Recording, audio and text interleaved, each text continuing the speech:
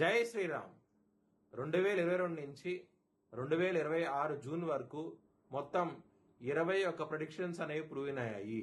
అవన్నీ కింద డిస్క్రిప్షన్లో ఇవ్వడం జరుగుతోంది. ఏ యూట్యూబ్ ఛానల్లోనూ ఇన్ని ప్రెడిక్షన్స్ అనేవి ప్రూవ్ అయినవి ఏ ఛానల్ లేదు.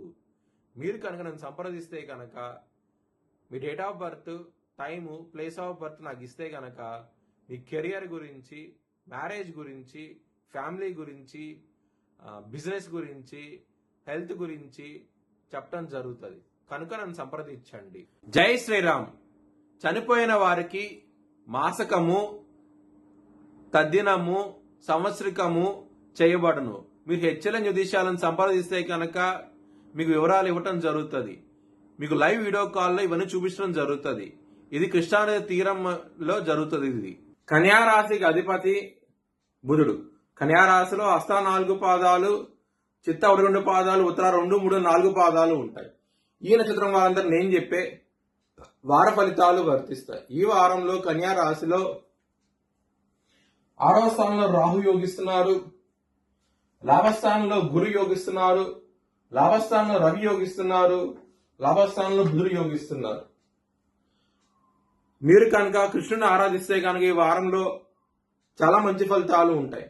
బొబ్బర్లు దానం చేయండి బ్రాహ్మణుడికి, మంచి ఫలితాలు చూస్తారు. ఆదివారం, గురువారం రోజు ముఖ్యమైన పనులు స్టార్ట్ చేస్తే కనుక ఖచ్చితంగా విజయం సాధిస్తారు.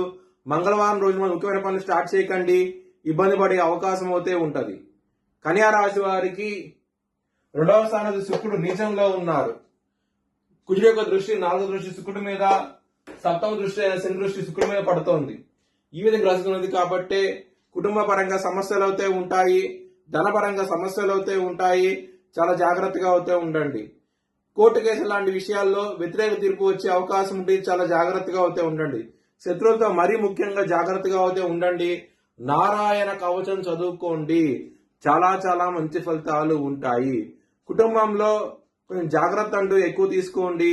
ముఖ్యంగా ఆడవాళ్ళతో ఇబ్బందులు పడే అవకాశం అయితే ఉంటది. ఈ వారంలో చాలా జాగ్రత్త అంటూ ఎక్కువగా ఉండండి.